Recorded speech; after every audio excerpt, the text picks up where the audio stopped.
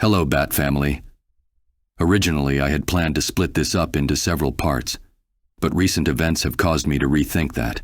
Besides, I believe I have made you all wait long enough for this. This is Contingency, Rock the Dragon, continued. After the events of Dragon Ball, Goku would see his strength grow exponentially. Towards the beginning of the series, having a power level of around 200, Goku would train in the afterlife, increasing it to over 9,000. While an impressive power level at the time, Goku would manage to dwarf it soon enough. After spending months recovering from his battle with Vegeta, Goku would train under 100 times normal gravity. Given the average human make weight of about 200 pounds, Goku would have to withstand a weight of about 10 tons. And that is without including the weighted clothing he wears periodically. It took him 6 days to travel from Earth to Namek, and yet he'd managed to increase his power tenfold. But it wouldn't end there, as while on the Namekian homeworld, Goku would learn of 2 ways his race can grow stronger. The first being through the use of what is known as a zenkai, a sort of adaptive ability obtained when a Saiyan is beaten to near death but manages to recover. This results in a massive boost in power, making them leagues above what they once were. The best example of this boost comes from Vegeta, a character who'd experience it several times in his quest to obtain the Namekian Dragon Balls. The first time being when faced with an opponent who boasted in having a power level equal to his own, only for Vegeta to display his new power, defeating him easily. And the second coming after suffering a completely one-sided defeat at the hands of Zarbon. After spending time in a recovery tank, Vegeta would challenge him once more, the result being another one-sided fight, only this time in Vegeta's favor. Needless to say, the Saiyan will always bounce back stronger every time, and allowing one to get away after defeat could prove your downfall. That said, the Zenkai boost pales in comparison to what Goku would obtain. You see, there was once a myth believed by the Saiyans, one of a form so powerful it was unrivaled.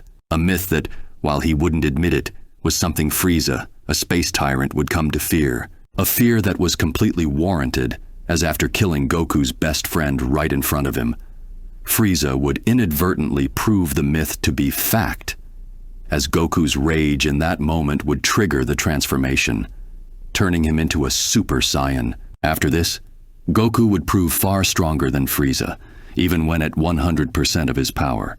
In defeating Frieza, Goku would avenge his fallen race and become the strongest warrior in the universe, that he knew of at least. And yet his strength would not stop there. If there were one constant in Goku's life, it's that a stronger opponent is always out there. Not that he's complaining. After returning home from his time in space, Goku would finally master his super form and eventually push it to an ascended level known as Super Saiyan 2. And after his second death, he would find a way to push this to the 3rd level. A form that, while incredibly powerful at the time, allowing him to trade blows with Majin Buu by himself, had the drawback of draining his energy too quickly. And then comes Super Saiyan 4. Sorry, Jason, but that form isn't canon. What do you mean, is it canon? It was in the Heroes series. Super Saiyan 4 Goku fought in that series. And Heroes isn't canon to the main timeline. I'm sorry, Jason, but I cannot include it in this contingency. Oh, so it's like then. All right, fine. Make your contingency. I'm gonna make my own video then. Tim, get the podcast ready. Oh, I am way ahead of you. Anyway, after the events of Dragon Ball Z and heading to Dragon Ball Super, Goku would unlock a new form. No surprise there, but this wouldn't be your normal super form, as Goku would now enter the domain of the gods. After unlocking the Super Saiyan God form, Goku would battle Beerus, a being known as a god of destruction. This battle would reach a scale not touched before, where something as simple as their clashing fists would send ripples through the universe, a shockwave so powerful that it had the potential to destroy everything in it. Thankfully, Goku was quick to learn of a means to fight other god-level beings without this happening, which is fortunate since Goku would once again gain a new form soon after.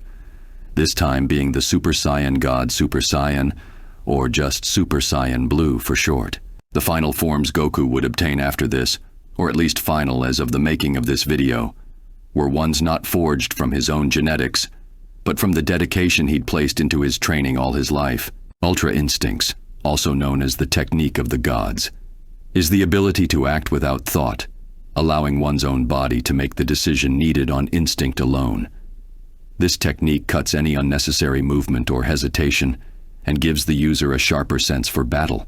To give an idea of how strong this technique is, in a battle royal between gods of destruction, Beerus found himself being ganged up on by the other gods, but by using ultra instincts, he was capable of holding his own for a time. I should mention that Beerus never managed to master ultra instincts, something Goku did manage to accomplish. Even more impressive is while Beerus has had thousands of years to master it, Goku was capable of accomplishing this in a time frame of about 20 minutes. Never mind how much more powerful he became when fighting in the Tournament of Power. For the majority of this video, I've stuck to mentioning all of Goku's transformations. But that was because I needed you to understand that he is an ever-evolving opponent. Someone who, if put up against a wall, will find a way to break through it, usually with a new transformation. He, of course, has other skills like the Kaioken, as well as the ability to unleash devastating attacks like the Kamehameha. I'm sure many of you are probably saying just send Superman. And in truth, that is an obvious option, but where's the fun in that? I myself wouldn't stand a chance against him in a one-on-one, but I can think of a few ways that I can subdue Goku should the need arise. While Goku has been seen tanking hits from opponents who can destroy planets, his durability is not a constant. What I mean is, there are times when Goku is vulnerable to attacks far weaker than what he should be capable of withstanding. For example, when he was shot from behind by a simple laser which managed to fatally wound him. This was because at the moment when he was sure Frieza was defeated, he'd let his guard down. This explains why characters like Bulma are capable of hitting him over the head, causing him some discomfort. Even a simple rock thrown at his head can hurt Goku while in super form if his body is not on alert. That said, Goku's training in Ultra Instincts was specifically to prevent these moments from happening, though it's still not outside of the realm of possibility for him to fall into old habits. Personally, I'd rather avoid direct confrontation with Goku, as the risk is too great should things not go to plan, let alone if I am capable of hitting him hard enough before he can notice. But another means of attack can come from an internal factor. While Goku is very durable from the outside, internally there was one thing that he couldn't counter, and that came in the form of a heart virus, one which in another timeline had managed to kill him. If I can infect him with a nanite solution, I believe I can at least mimic the symptoms, or at the very least, disrupt his internal organs enough to put him out of commission. Sure, he's shown to be capable of moving his organs, but I don't think he'd develop a resistance to this form of attack fast enough to stop me. Finally, I have a plan to repurpose a contingency that I once created for Wonder Woman, and that is to place Goku into a form of virtual reality, one that can trap him in an endless battle against an invisible opponent. After that, it would simply come down to waiting for him to run out of stamina. Goku is, at least in my opinion, one of the most iconic characters in the multiverse. Similar to Superman, Goku is the one who brought in the golden age of manga, paving the path for others to shine as well. Many popular mangaka today drew inspiration from Goku and his adventures, citing it as the inspiration for their stories as well. Without it, Bleach, Naruto, and One Piece, also known as the Big Three, might never have seen the light of day. But more importantly, it was thanks to a friend and mentor to these authors and the creator of Dragon Ball, Akira Toriyama. Many people around the world would cite Dragon Ball as the reason they chose to be an artist or animator, a series they grew up on, and one they'd hope to show to the next generation as well. Such is the power of a community brought together by a shared interest. And on March 8, 2024, that community would be brought together again. Only this time in mourning. On this day, we would learn of his unfortunate passing, something that managed to shake the internet as thousands, if not hundreds of thousands around the world mourned the loss of a great man. It was hard for me too. But they say a person isn't truly gone until he is forgotten, and I believe that will never happen because of all of you. We all continue to do this in our own way.